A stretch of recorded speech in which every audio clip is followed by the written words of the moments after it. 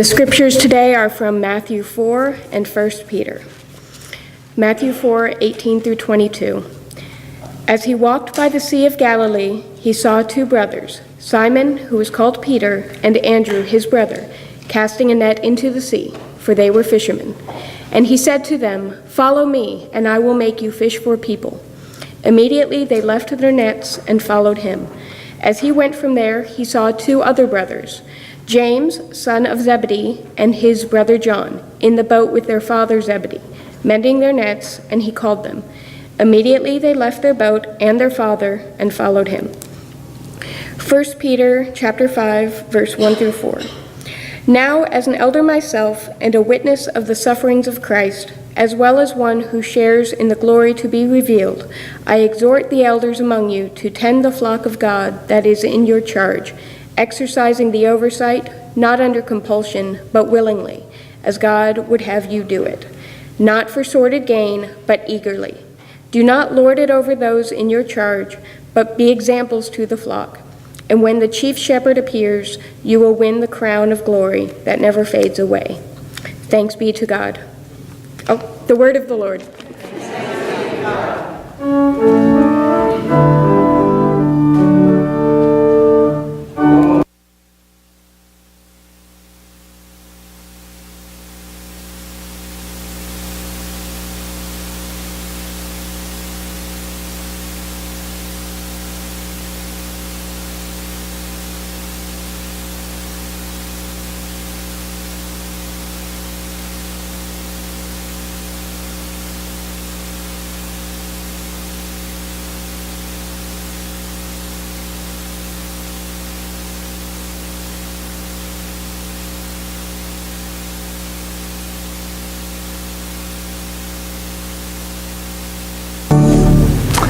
Well, as I look at you this morning, I see a lot of this kind of thing going on. Some of you seem to think it is hot here in Bremerton.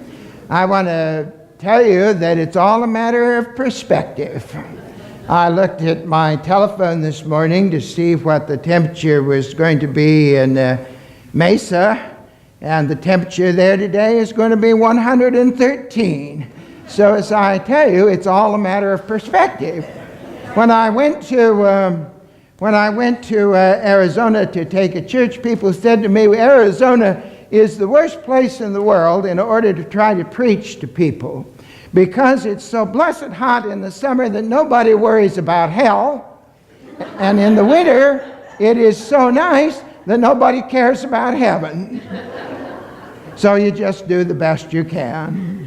Well, thinking of Arizona, I was thinking this morning about all the books that I packed up when I retired and left the church in Mesa. They're sitting in boxes in my garage, and of all the books that are sitting there in the garage that I didn't get to bring with me here to this time in Bremerton, I suppose the one that I miss the most is a little book entitled The Gospel According to Peanuts.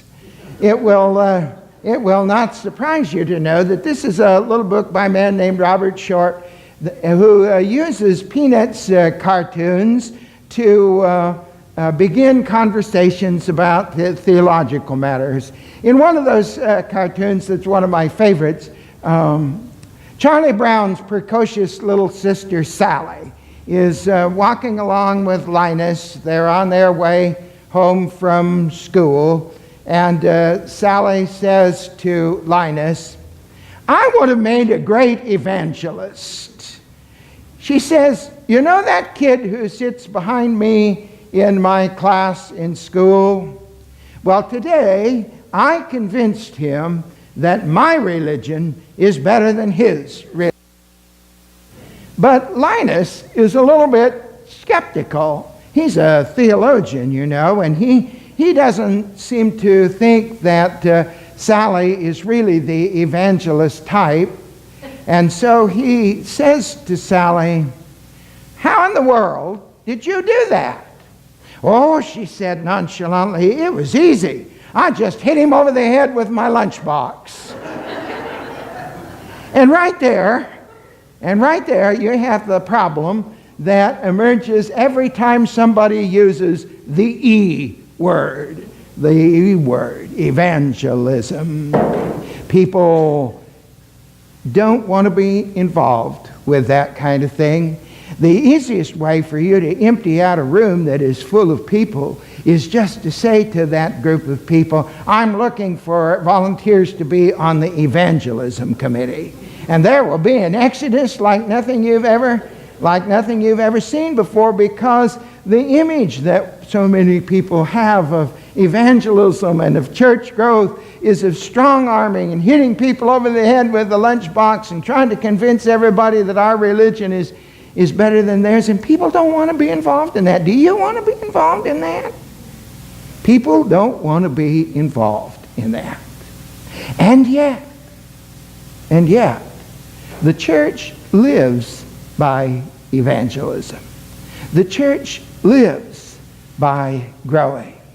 But as Elton Trueblood, the popular Quaker author, has said, evangelism that is real takes place when people become so enamored of the central fire of Jesus Christ in their life that they attempt to enkindle a flame in the lives of other people.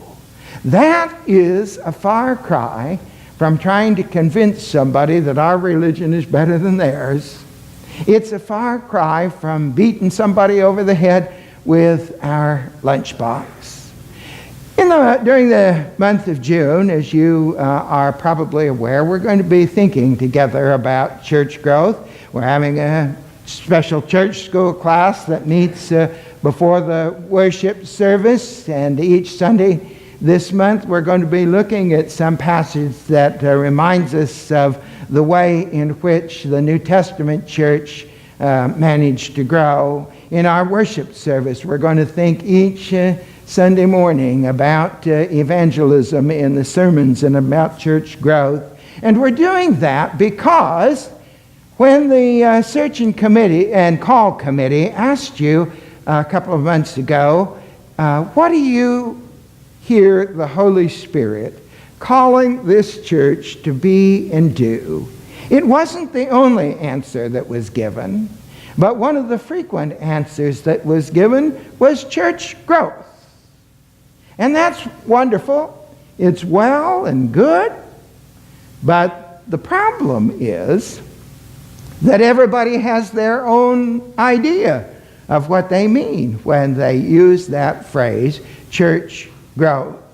And all too often when we use that phrase, church growth, when we're thinking about calling a new minister, what it means to us is we hope they'll call a preacher who makes this place grow like wildfire.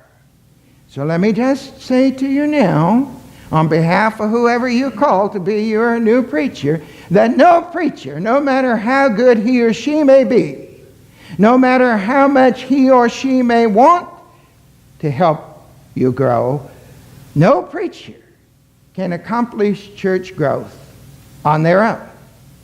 It is a team effort and has to involve the whole congregation. If we want to grow, we've all got to work together at making it happen.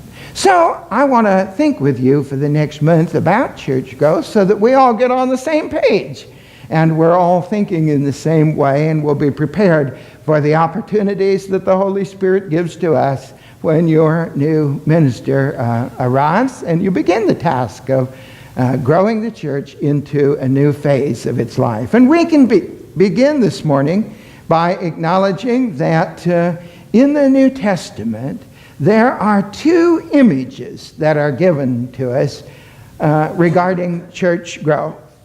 The first of those, which we heard in the first text that was read for us this morning, is the image of fishing. It is the image that Jesus used when he called his first followers, Peter, Andrew, James, and John.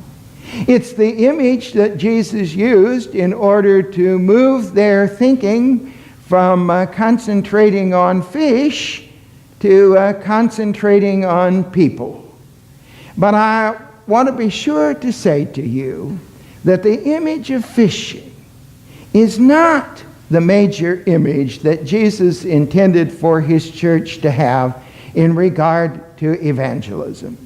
Jesus rarely used that image that way, and he does not intend for the church to use the image of fishing as their primary evangelistic image. Why? Because there is a basic flaw in the fishing image that is not consistent with the way in which Jesus dealt with people. When you go fishing, you have to use a lure. Now, what do you think of when you hear the word lure? You think of being tricked into, lured into something. So you come up with some bait that you think will be attractive to the fish, and you put it on the hook, and you throw that hook out there in the water and try to deceive the fish into believing it's something it is not. And the fish takes the hook, and then what do? Against its will, you reel the fish in and use the fish for your own purposes. And fishing with a net carries with it the same idea. You trap the fish in the net and bring them in against their will and use them for your own purposes. It's a fine image for fishing. It's not a very good image for dealing with people. I think, for instance, about an experience that my father had when he was a teenager. That was in the days before there was television and before there were video games to occupy kids' attention. It was in the ending days of the Depression, so that people didn't have money to go to the movies like they do now. So oftentimes the only entertainment available in town was the revival meeting at the local church. And one day, my father and some of his cronies were convinced that they ought to attend an evangelistic meeting at a church they'd never been to before. And they went that night, I think, probably hoping for some wild entertainment, and in some ways they were not disappointed. The minister that night was one of those hellfire and damnation preachers who filled the air with all kinds of guilt. And when the sermon came to an end and the invitation was given, as the congregation was singing the invitation hymn, there were 4 or 5 big men who were wandering up and down the aisle, eyeing the congregation, just looking the congregation over for possible converts. And one of them spotted my dad and went over to him and put his big burly hand on my dad's shoulder. My dad was no small person. This guy must have been really big. Put his big burly hand on his shoulder, said to him, "Son, the day has come. This is the night. You are going forward tonight." And pulled him out into the aisle and began pushing him down the aisle toward the altar. My father spotted an exit door near the front of in front of the altar, and ran for the door and ran through the door and escaped the meeting, and never, ever went back to that church. You know what the problem was there? The problem was that there was absolutely no personal concern. Nobody in that church had taken the time to learn his name. Nobody in that church knew that he was a track star at the local high school who was often winning trophies in high hurdles events. Nobody in that church had taken the time to know that he was living his life without any parental guidance or support and was really living life on his own. Nobody in that congregation had taken the time to know that he was thinking about leaving high school and joining the army. I suppose if anybody had taken the time to learn some of those things, as a later congregation did, things might have been different that night when the invitation was offered. You see, the fishing image is simply not adequate for the work we're called to do for Christ as evangelists.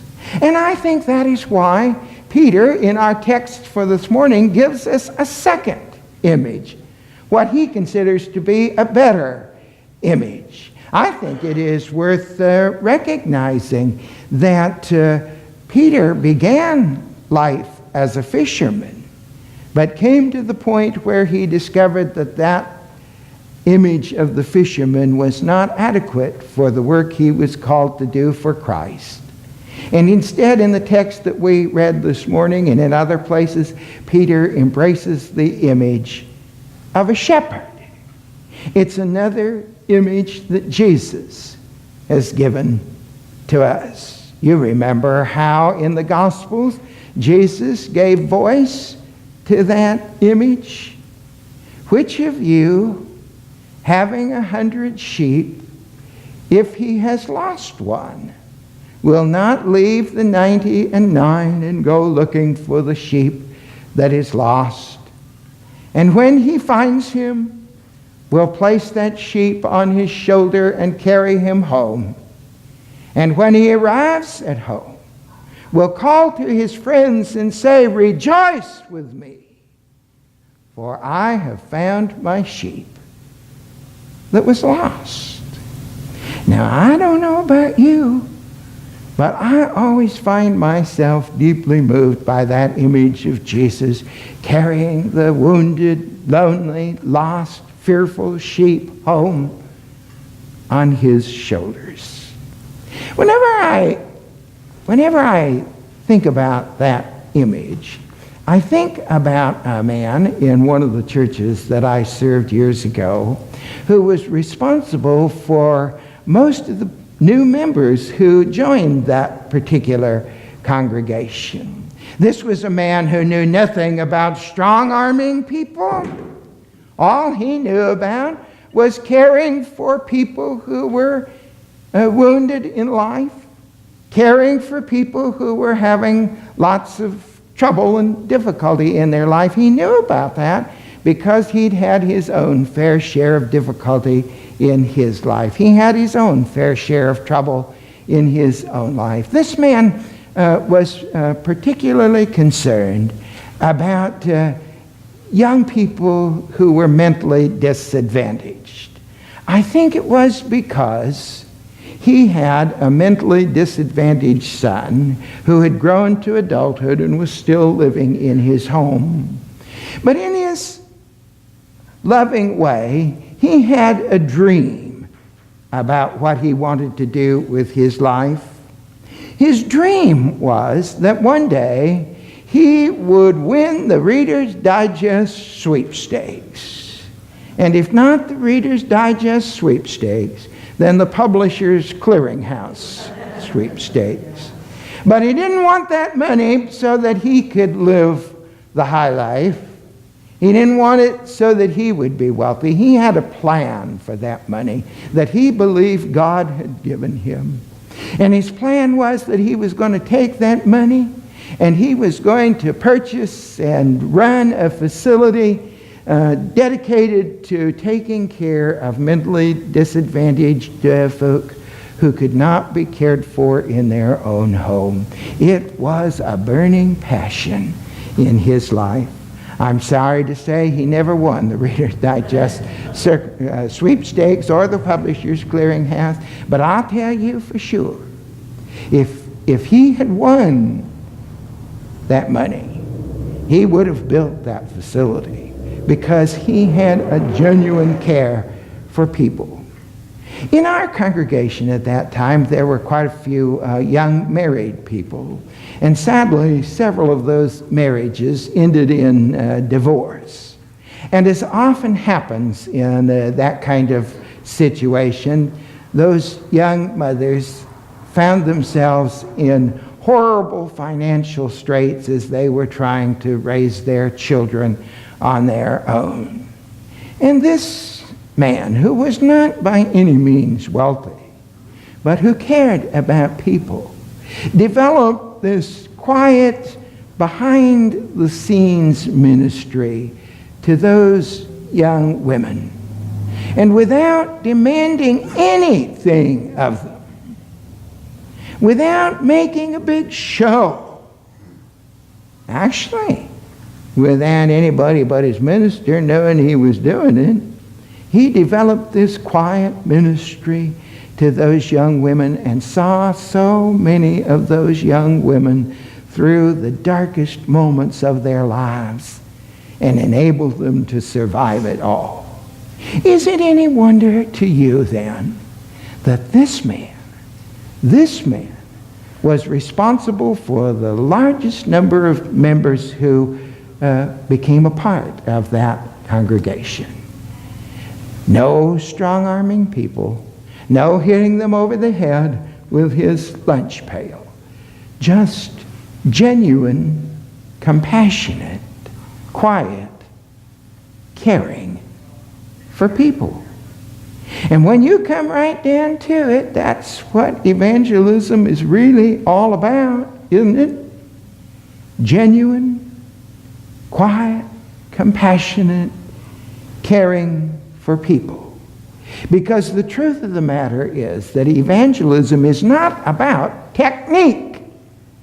Nobody has a technique that will guarantee the growth of the church. Nobody. And if anybody promises you that, look askance at it. Nobody has that kind of technique. Because evangelism is not about technique. Evangelism, church growth, is about motive. What is our motive in wanting the church to grow? Do we want the church to grow so that there will be more workers and we won't have to do so much work in the church's life? Do we want the church to grow so that there will be more givers and we won't have to give so much to the church? Or do we want the church to grow because we genuinely care about the troubled people of the world, and because we genuinely believe that Jesus Christ has the desire and the ability to make people healthy and whole again? When I think about that, I think about an experience that I heard a man by the name of Bill Hanna share. John may remember, and Ron will remember perhaps, when Bill Hanna was the lead person for evangelism in our denomination in Indianapolis. He headed up the evangelism office. I heard Bill Hanna tell about an experience he had once when he was walking down the street in a Midwestern city, just walking down the sidewalk, and saw on the street corner ahead of him a street preacher harassing people as they passed by. He wasn't really interested in having that kind of experience, he said. So he thought he'd just cross the street right there in the middle of the block and avoid that guy on the street corner, but there was heavy traffic and he couldn't manage to get across the street there. So he said there wasn't anything to do but just forge ahead and try to get by that guy. He said, I walked with my head down, resolved not to make any eye contact with that guy, with that street preacher, but it was all, he said, to no avail. All of a sudden, here was this street preacher standing in front of him, poking him with his finger in the chest, backing him up against the wall of the nearby building, and saying to him, Brother, are you saved? And Bill said it just made him mad. It made him so angry, he said, that he forgot where he was and what he was all about in his life. And he said, I began poking him in the chest with my finger, and I said to him, brother, do you really care? Do you really care? And that's the question that the world asks of those of us who claim to be followers of Christ, is it not? Do you care? Do you really care? And if we care and are willing to back up our caring with genuine action, then the day will come in God's good time when the invitation to life in Christ can be extended. But if we do not care, if we do not genuinely care, then we really ought to do Jesus a favor and just keep our mouths shut. Let us pray. Oh, Jesus, Master, when today we meet along the crowded way, your burdened people, may your Spirit through us shine, because we really do care. Amen.